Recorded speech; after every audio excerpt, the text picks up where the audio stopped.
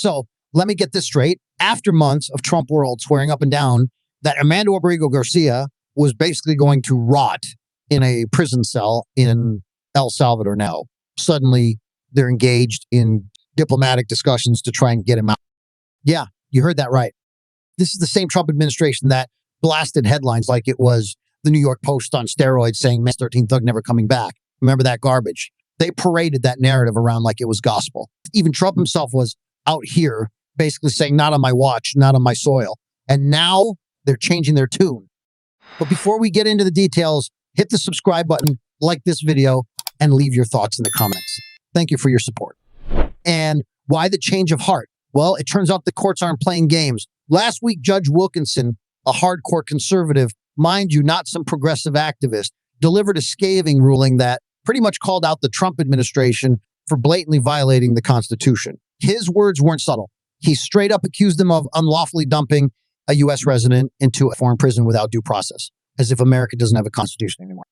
And I mean, this guy, Wilkinson, he's not some left-wing Twitter personality. He's a Federalist Society icon.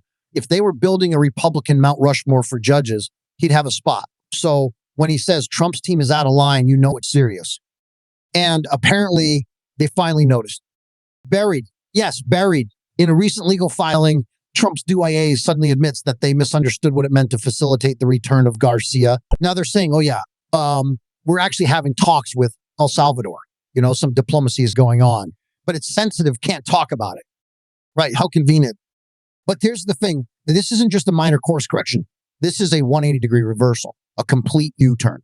Just a week ago, they were holding these ridiculous Oval Office stunts with 30 people jammed in like it was a clown car doing scripted nonsense. Trump cracking jokes about Garcia while the man sits in Salvadoran prison. It was disgusting. It was never about justice. It was about optics, about feeding red meat to the base.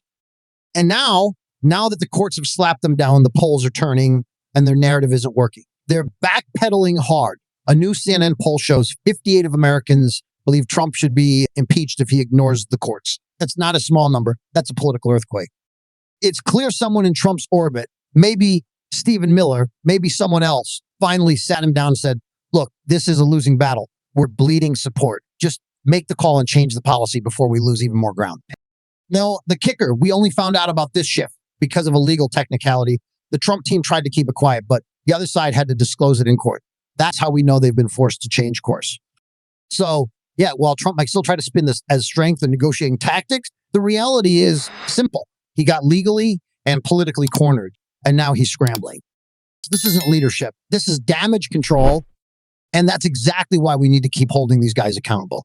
Because if we blink, they'll bury the truth and pretend it never happened. Thanks for watching, and see you next one.